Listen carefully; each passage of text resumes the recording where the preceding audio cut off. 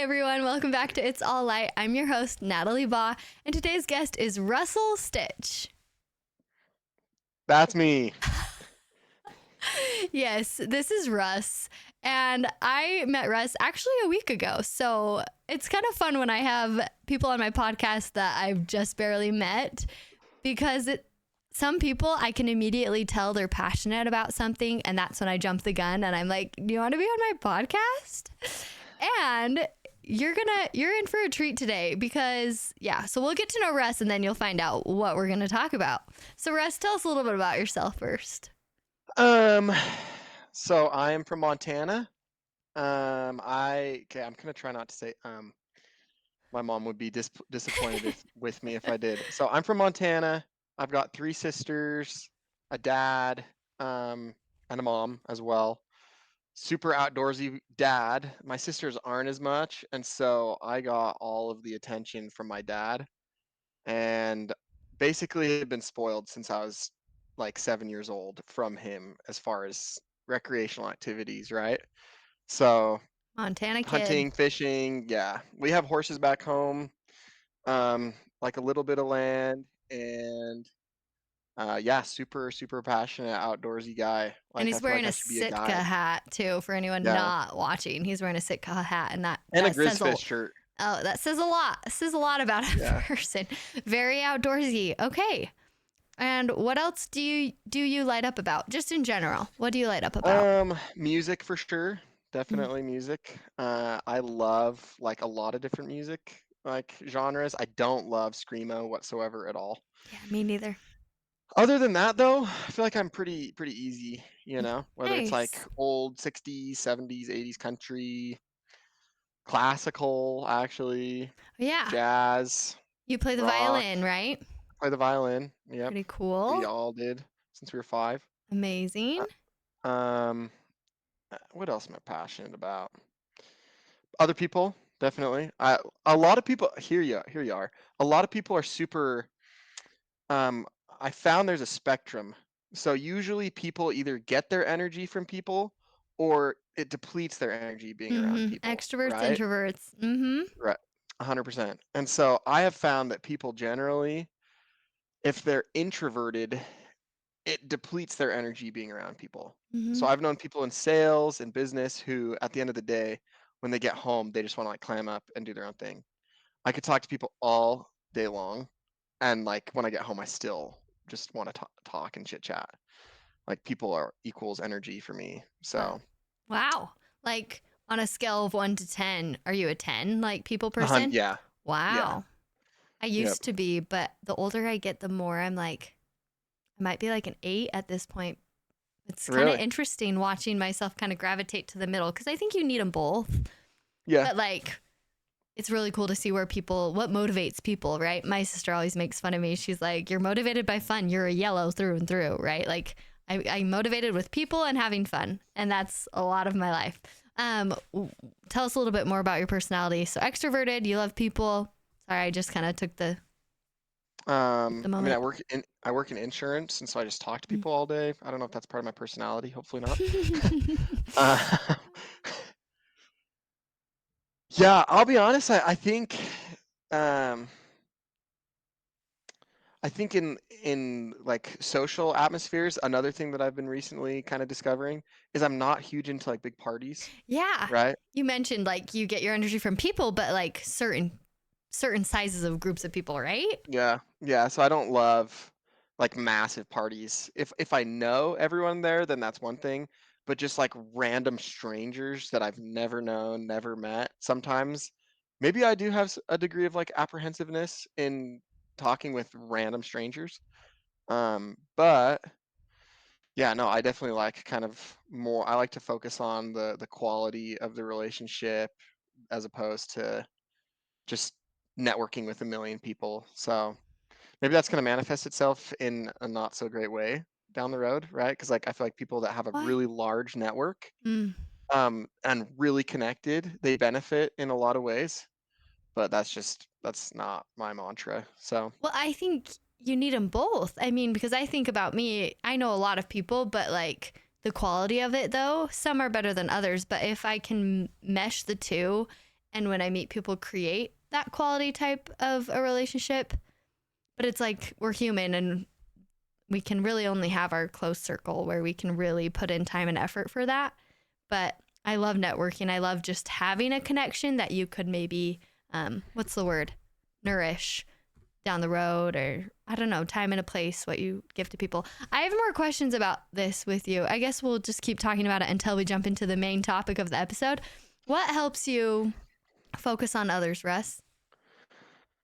Um, I think actually probably most of the reason why I focus on other people is inherent just in my DNA, like passed genetically from Gene and Shauna, my parents. Um, both of my parents are very extroverted as well and love to host, right? Like I love hosting. my mom is a small town girl from one of nine and would go to elementary school with cow tongue sandwiches for lunch. Very, very poor Mormon family, right, in Bozeman, Montana. Wow. Member family for those of you that are listening that I just offended. And anyway, going to school, she was like always poor. My dad was on the other end of the spectrum, and he is from like a convert family, not a lot of support, alcoholic parents, abusive parents. My dad got baptized when he was 13, rose above. So, like, both parents from absolutely nothing. And they saw what they wanted to be in life. And part of that, in large part, was outgoing, social, kind to other people. And so that was kind of instilled in us kids, but I also just feel like it was kind of passed on as well, Mm-hmm. um, from my parents because that's their deal, and then they want us as kids to be well-rounded in that regard as well, right? So like manners were drilled super hard growing up. I couldn't Yeah. have my elbows on the table. I had to. No, ma'am. No, Oh sir. yeah, it was always like yes ma'am or yes sir, no ma'am.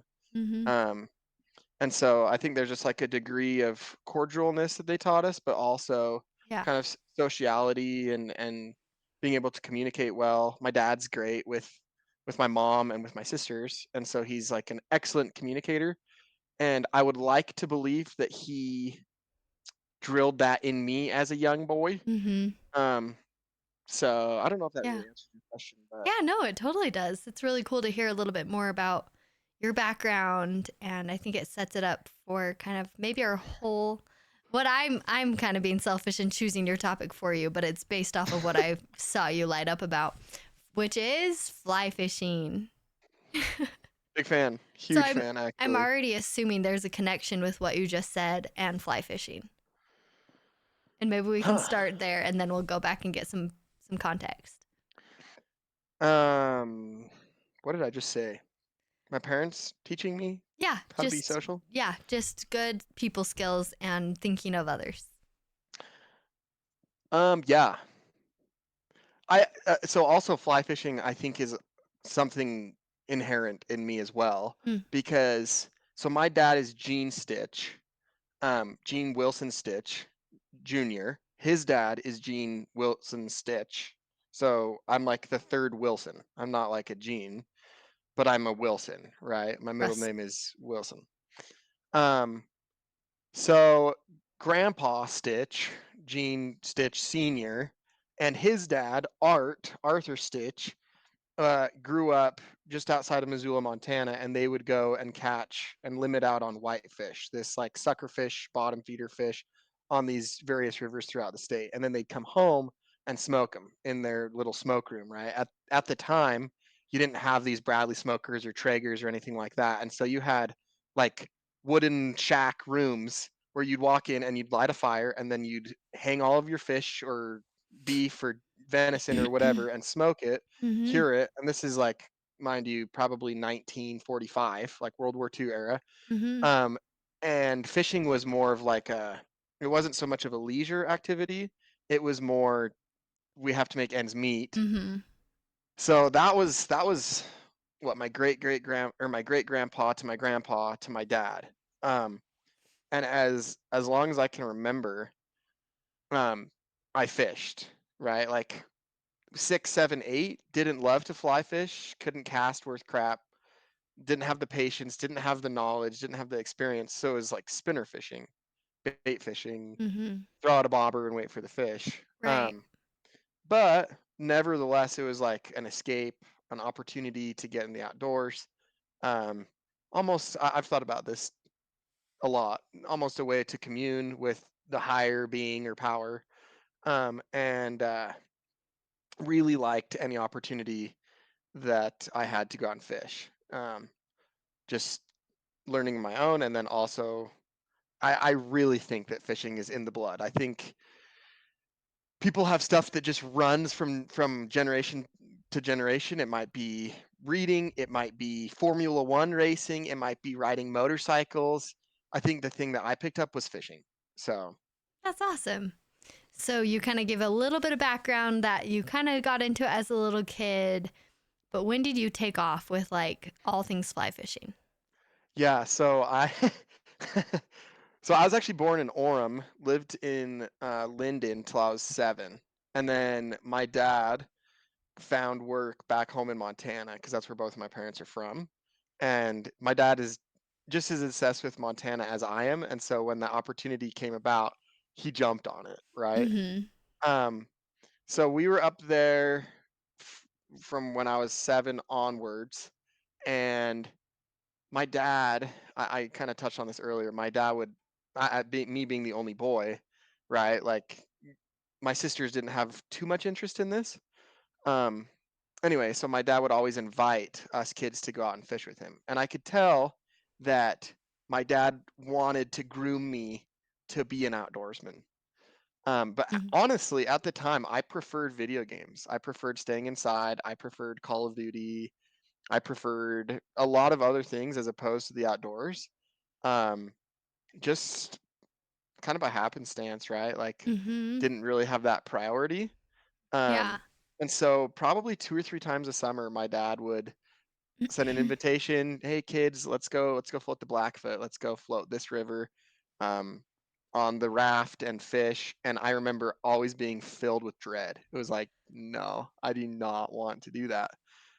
Because I knew what was going to happen was I was going to cast and my line was going to end up in a giant tangle, just like a bird's Mhm. nest, just disgusting. And then my dad was going to Mhm. get upset with me, and then we'd have this falling out, and then the day would go to crap, right? Like that was the formula for what was going to happen any Hmm. given day in Okay. May, June, or July. Um, and I will never forget. It was probably 2011.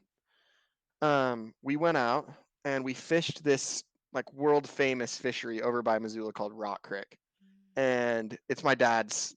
Like, so he went to the University of Montana, and it's 20 minutes from the university. So he grew up in college fishing that all the time. Cool. So we went, and there was this undercut bank where the river kind of oxbows, and the inside of the river's a little slower, and the outside's a little faster. Actually, a lot faster. And it was that deep turquoise blue, beautiful run, right? The bushes overhanging, like a trout should be there. And my dad, I remember, handed me the fly rod. Russ, okay, this is how we do it. If you cast right here, you're gonna have a fish. So he showed me, and sure enough, he caught a fish. Um, and I tried it, and a fish came up, and right, because you basically throw a hook with feathers on it that floats, that imitates a fly. Mhm. And I'm fishing this little caddis, and this fish comes up, hits, and I set too quick, and so I missed the fish. And I was So for those who don't fish, set means you actually hook the fish. So it bites, but then you have to hook it. correct, yeah. And so I was pretty upset because my dad had just shown me how to do it, and I didn't execute correctly. So then we ran it back a couple times, and every Mhm. single time thereafter, I still missed fish. I'm like, I don't know, 12 or 13 or 14 or however old I was. Mhm. Um, After like 5 or 6 years of being basically feeling guilt tripped to go fish with my dad, I basically had thought to myself, if this doesn't pan out, I am giving up this sport. Like, my dad is alone. Mm. Like, I have invested a lot of time and it's never worked out, and I'm done.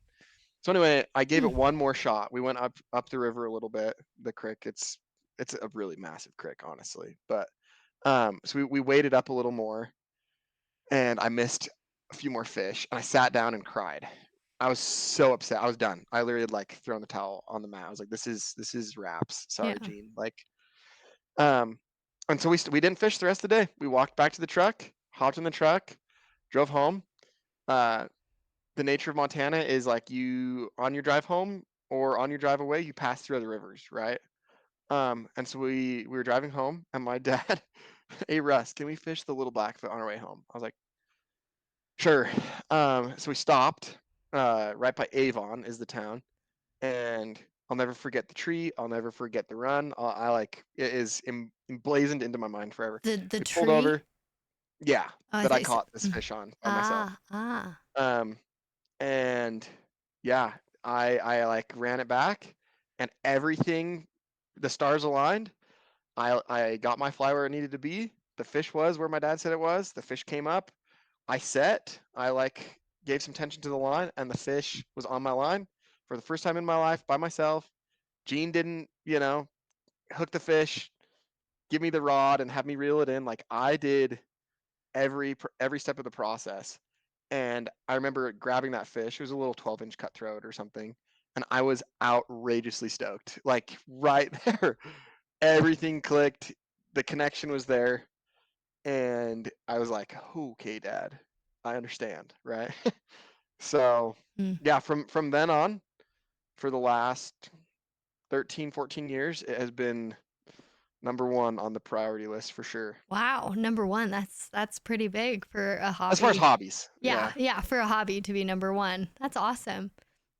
Yeah, I don't know if I think everyone needs to try fishing at least once. But the thing is, it's like even if you try it, it takes so much skill and work to be able to hook a fish, especially in fly fishing. But yeah, I remember when I got my first like fish by myself ice fishing, like I had done it all, set it all up, like it's just as fun that you did it by yourself and you know how to do it.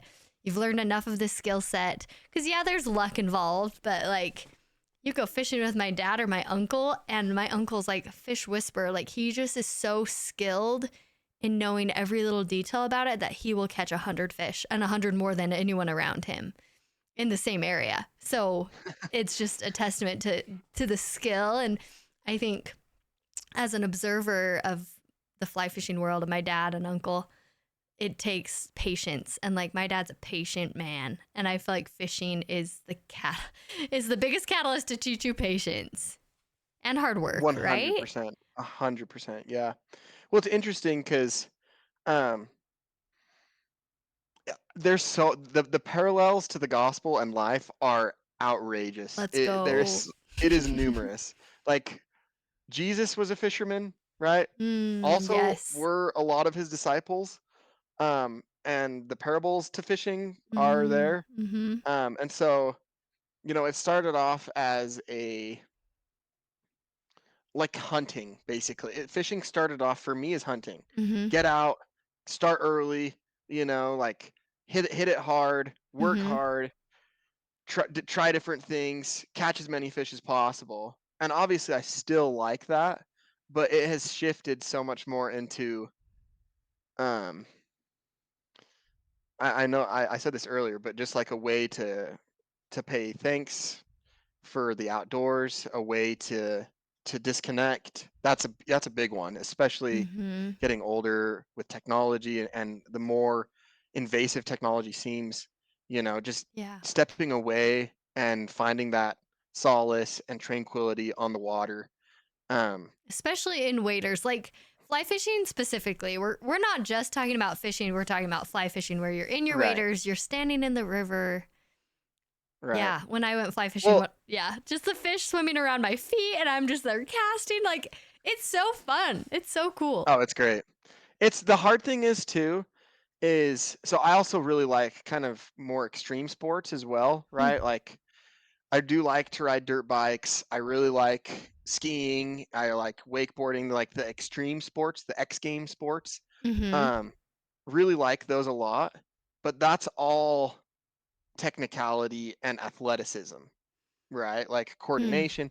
Fly fishing, like you can have 75-year-old guys, right, that can barely stand, that can sit there on their drift boat, float down whatever river and catch fish Mhm. just as well as a able-bodied 25-year-old kid, right? So Mhm. that's kind of the beauty of it too, Yeah. is it's a lifetime thing that you can participate in, whether you're disabled or like not very well functioning or like whatever, right? And so Mhm. I really appreciate that because my dad, like bless his heart, he's getting older and like if he takes a fall, he doesn't recover super quickly. And so, it as for him, we can kind of pattern more for drift boat fishing, right? As opposed to like wading.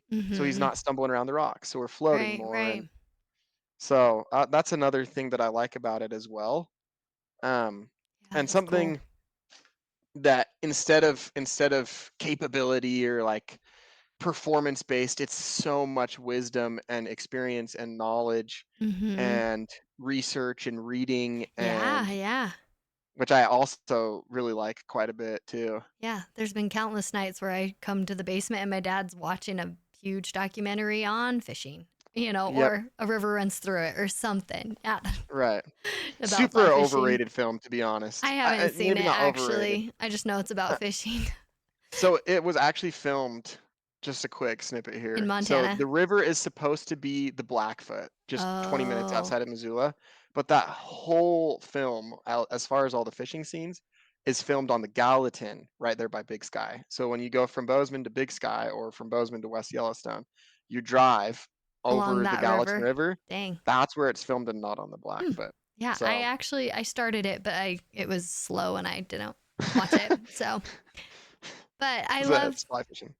sorry, I'll get back on track. I love that you said it takes wisdom and like skills and research and studying. Um, how have you applied that just to your life? Um, so you said patience earlier, Yeah, right? just from my Um, outside looking in. Yeah, patience is a huge part of it. There have been countless days where you will fish. Like we get up at 7, 6:30, 6:37, sometimes 4, it depends on the day, depends on the forecast, whatever. And you intend to get on the water, right, when the sun hits the water. So 7 in the morning. My 18th birthday, we drove from Helena, which is where I'm from, over to Ennis, which is a 2-hour drive to fish the Madison. And I remember we were pulling the boat behind the truck, um, and we slept in the bed of the truck that night at the campground where we were going to put in so we could have the earliest start on the river. Right, we just brought I think we brought a mattress and threw it in the bed of the truck, slept on the mattress under the stars, Fun. and hopped on the boat at like 6:15 before the sun had actually come over the mountains, just because that's when fish are most active. They're actually nocturnal. So we as people who fish over the course of the day are actually catching them when they are not feeding, when they're not active. Fish are nocturnal, right? Mhm. So um the hours like dusk and dawn are your best bets because those are kind of like those transitionary phases where they're still active, Mhm. where you can still have a pretty productive morning or evening. Anyway, so that day, my birthday, my 18th birthday, July 23rd, actually, we got on the water super early, and there's different types of fishing as well, right? Not just in fly fishing. To relate to those who aren't fly anglers, there's like bass fishing. You can do topwater stuff with floating frogs. You can do subsurface stuff that looks like little fish or whatever. Um, we Our intent that day was to throw what's called streamers, which is basically a larger hook with rabbit hair tied to it to imitate a fish, right? So it swims, and then the bigger, more like predatory fish feed on that. And so my dad and I had a plan to fish streamers all day with the hopes to catch a big brown trout because that was what I wanted for my birthday. How big? Big as far as like Western rivers is 20 inches or Mhm. greater. Mhm. But I wanted something like between the 22 to 26 inch range. So we were throwing like, sure. I'm putting my hands up for those not watching. It's definitely larger. It's Oh, it's like a good sized fish, right? I'm sure some girls are laughing about the mutual or hinge profiles of the guys with the fish. I don't, it's so hyped up. But like at the same time, if you like grew up around it, like me with my dad and brothers having fish pictures, like to me, that's not that weird.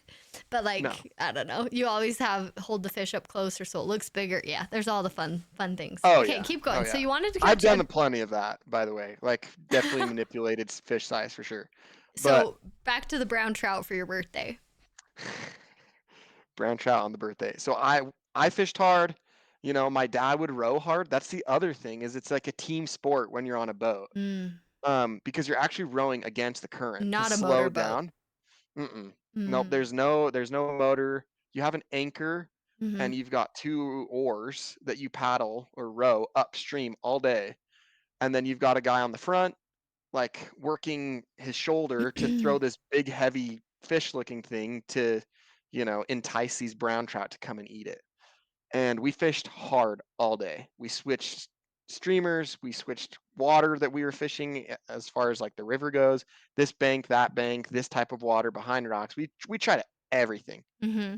And I think we caught like one 6-inch little Mhm. rainbow trout, like Mhm. very small, like a Mhm. feeder fish.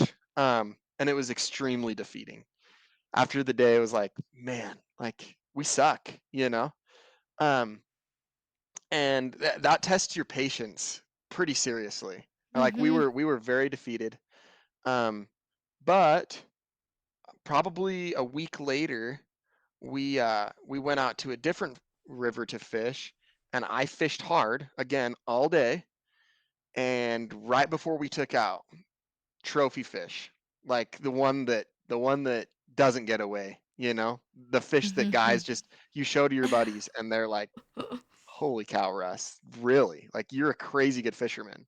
How big was it? So it was like 27. It was it Holy was a cow. it was a it That's was a that's a a big tank of a fish. fish. Wow. Um, and the interesting thing is similar to the parallel that to social media and dating and families and relationships or whatever, right? Like people don't see my birthday on the social media platform where I fished my tail off all day long and came up empty-handed.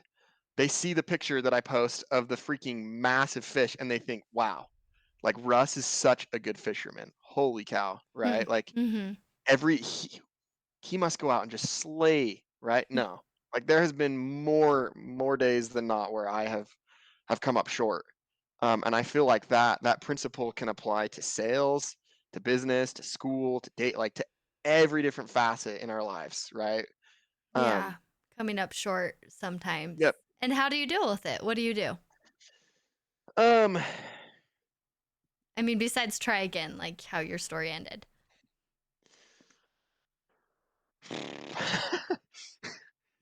that's a good question. There's probably quite a few people out there way more equipped to answer that question with life. But for fishing, Mhm. you know, I definitely like to remind myself of successes that we've had or that I've had previously. Mhm. Um, whether it be like we obviously take quite a few pictures of fish, and not just fish, but also of the environment. Um, I think that's something that I really like about the sport is that it leads you to new places, to beautiful places, to pristine waters, to clear skies, to just like awesome environments. But then something I mentioned earlier, right, is that rather than focusing on the numbers or how big the fish is, focus on just the experience, like the journey of getting out, Mm. of the disconnect, and rather than being that gung ho, fiery, I need to see these type of fish today. Yeah. Think I want to see like God in my experience out on the water today, which is super easy actually to have those really nice spiritual experiences out on the water and see the parallels from fishing and fly fishing to life. So I guess just like a change of mindset, right? As opposed to, yeah, like I said, just not being so tenacious, but rather just kind of maybe lowering your expectations and just having fun. Hmm. Yeah, and like if you don't catch anything, being okay with that.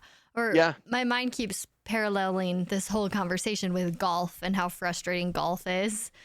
I'm not a And golfer at all, but yeah, for me, but there's a I'm whole people episode on golf. this. Yeah, there's a whole episode on life lessons from golf, episode like 14 or something.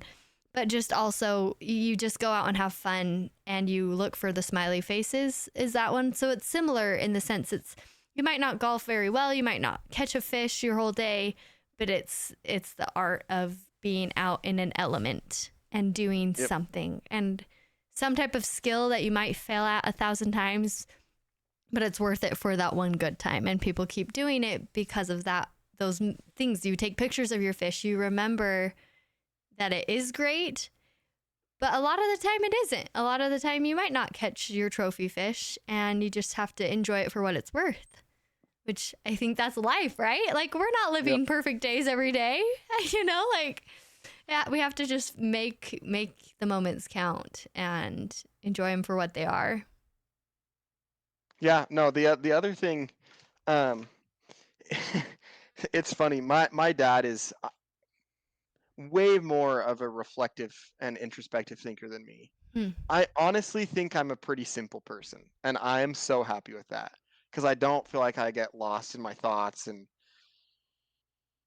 but anyway, um, so Lucky. we'll be on we'll be on the river, and you know I'll be fishing slower water, right? Because rivers have all different currents and Mm-hmm. depths Yeah. and obstacles and tree branches and everything like that. And fish, different sizes of fish, different species of fish are in different parts of the river, right? Mm-hmm. Which there's a parallel there, right? Like different people prefer different areas in life, right? Some people prefer the city, other people prefer the country, right? Like there's Mm-hmm. preferences. And even outside of preferences, there's just like what you do, right?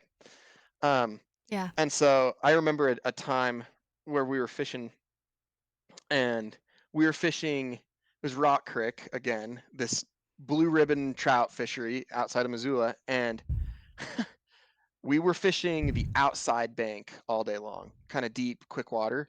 And then we swapped and we fished the inside bank, right? So like Mm-hmm. if a river's going from right to left, the outside is going to be deeper and faster, and the inside is going to be slower and more shallow. Okay.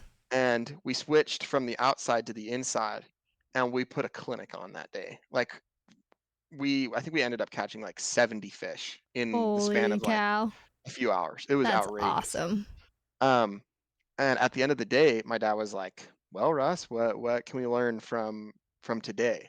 So try something new, and sometimes you'll see success."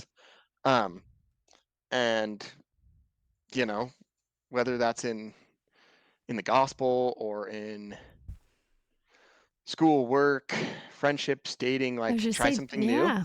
Yeah. Well, and you can find some reward. yeah. And like you said, like you used your example of the fish in different parts of the river with people and their preferences of how they live their lives, but also people you meet to want to date or marry for those.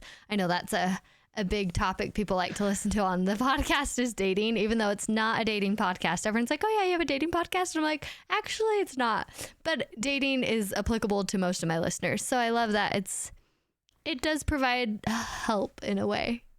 Oh, I I make many comparisons between fly fishing and dating all the time, Yeah. right? Like I've got shot down like a ton. I've also had some successes, right? Mhm. We all Mhm. have. And for me, it's the fly fishing mentality. Like you have a massive fish come chase your fly, and then at the last second it turns around and you miss it, and you're so bummed and angry and upset and hurt and Yeah. sad, all the different stages of grief. Mhm. Literally, what is the best way to like get to the next fish? By freaking keep casting, you know? And so it's like Keep casting. you just gotta keep going. But you have to like perfect your cast. You have to be working on improving and trying new things. Right. Sorry, I'm such a broken record. I just keep going back to fly fishing. I guess that's what this is supposed to be on, but I'm like, No, come on, that's Russ. literally Like, the point of this episode. It's fly fishing, and it's right. fun to get you to talk about it more because then we start to see more of, oh yeah, and this application and this application. So now my question for anyone who has given this episode a chance, why should people care? Even if people never fly fish, why should they care about listening to this? Like, what's an application they can learn from fly fishing, even if they never Yeah. do it? So another story. Yes, So let's go. back home, at the University Ward in Missoula, Montana, there was a guy named Walt Hill, and he was a stake president and then served as a mission president in Vegas. Wow. Literally one of the most intelligent, scholarly members of the church like you'll meet. The dude is a brainiac. Um, and my dad, he lives up just right outside of Glacier in the most beautiful part of Montana. Oh, this It is stunning. sounds It's so beautiful. amazing. And he's fairly old now, but he back in the 80s, he told my dad something that has changed the way I view fly fishing and in a larger sense just the outdoors. Yeah. Um, I'm not a scriptorian, but I do know that I think it's in D&C 59. It talks about how everything that's physical is spiritual, everything that's temporal is spiritual, right? Yeah. Hmm. Um, and if I'm incorrect on 59, that's okay. People know what I'm referring to. Hmm. Yeah. So, um, everything outside, everything that's physical is spiritual. And can I say gospel education? Hmm.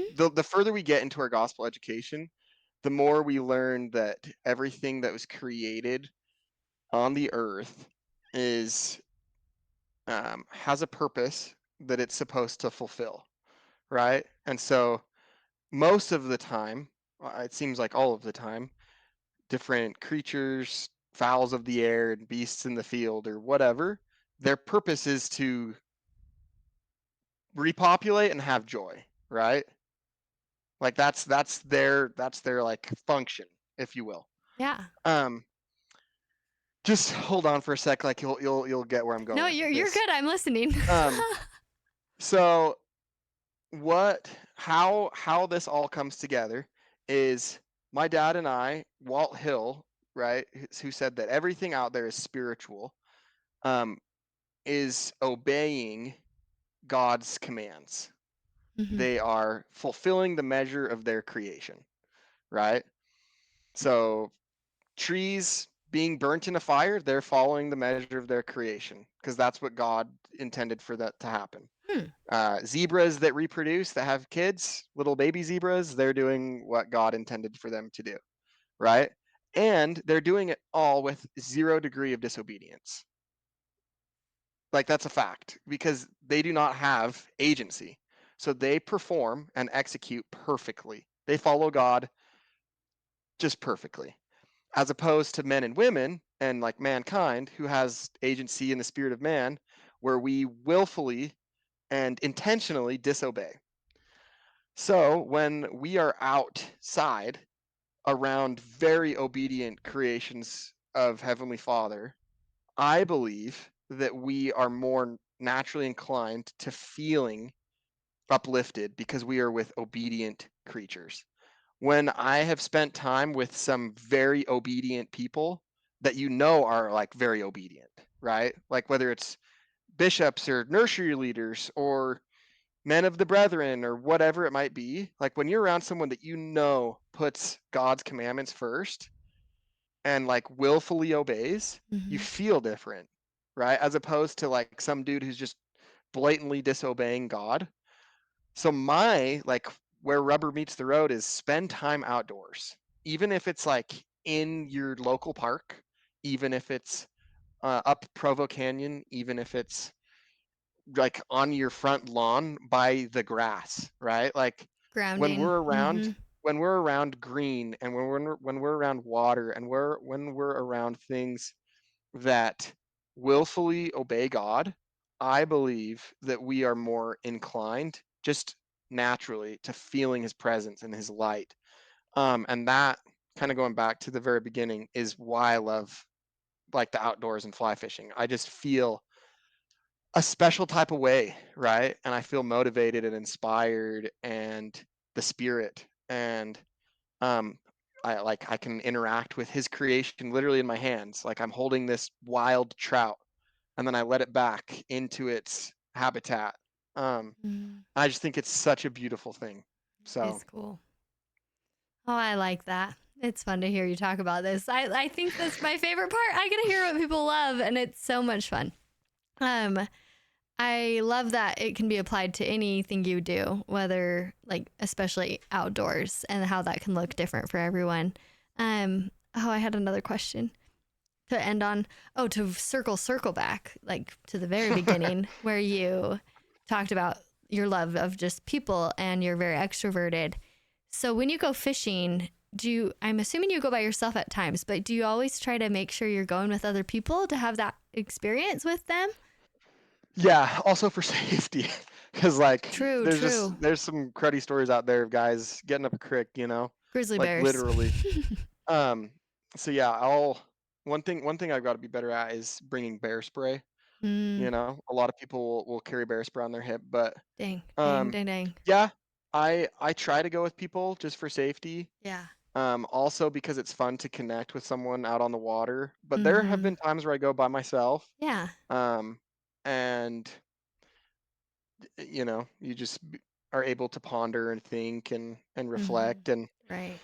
and stick to your own agenda, right? Like you want to go downstream, you want to wade upstream, you want to not fish for like 20 minutes and just see the sights, smell the smells, and hear the river. Like you can do that too. Um, Mm-hmm. so yeah, Cool. it's always a win. A better, what is it? A day on the water is better than a day at work.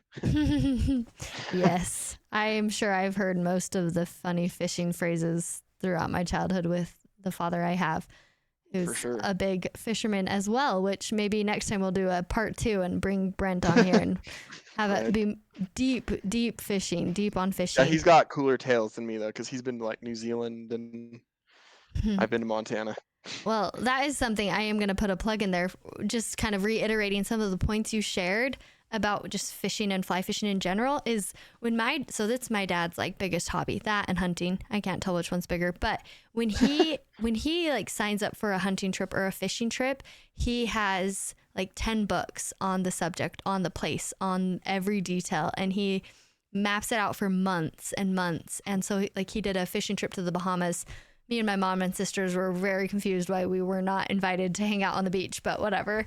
He had this fishing trip for himself and like months had these Bahama books and studied everything there is to know about the fish there, how to fish there, what to fish with, what to wear, because it's just a whole different environment than the mountains, and it was just cool to see him put in the work for that and for a hobby, but to me it says much more about his character willing to put in the work for something he cares about instead of just like having a hobby that you do sometimes, like it Right. takes so much skill in the fishing world. Like fishing's a very, I mean, everyone could say this about the hobby they love, right? It takes, I would hope so. you dedicate what you want to make it great, and he makes it great and catches what he wants because he's put in the time. So, sorry, final thought there. Just, it takes time and effort to do what you want to love or to do what you love, but it's worth it.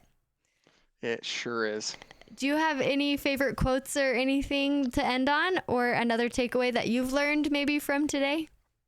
Um, I actually don't have a quote.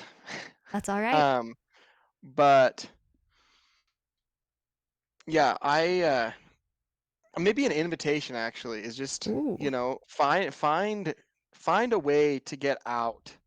I think being trapped in a cubicle or uh on your screen or in your house or apartment, Mm-hmm. um like and I've thought about this a lot recently.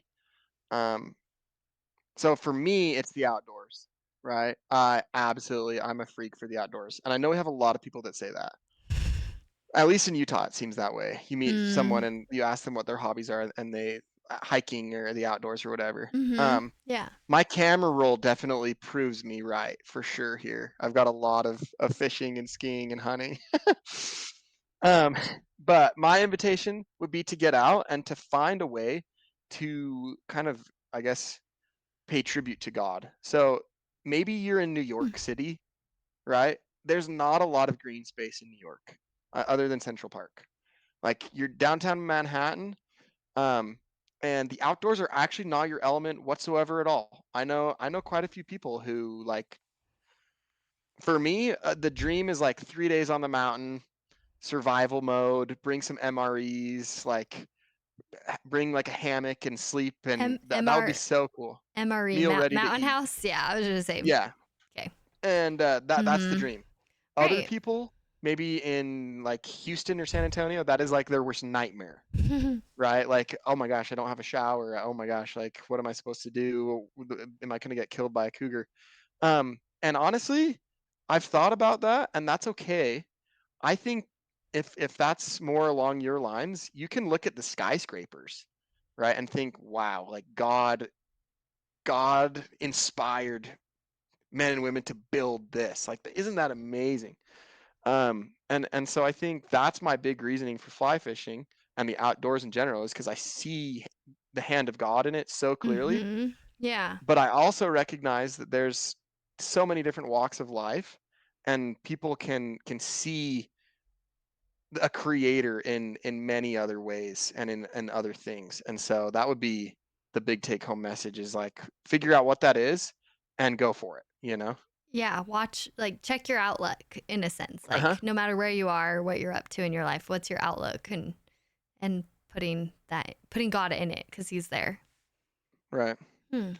I like that. I like that challenge. You said, um, your wording for the challenge was not give credit to God. What did you say? Um, Pay tribute. pay tribute. Yep, pay tribute to God by looking for Him. I like that. That's a good place to end. Everybody, thank you for listening. I hope you learned something today and have just that much more light in your life listening to Russ's passion on fly fishing. It's really fun though. Passion can grow and inspire you to go and do something else. So enjoy your days or evenings or mornings, and we'll talk to you next week. Bye.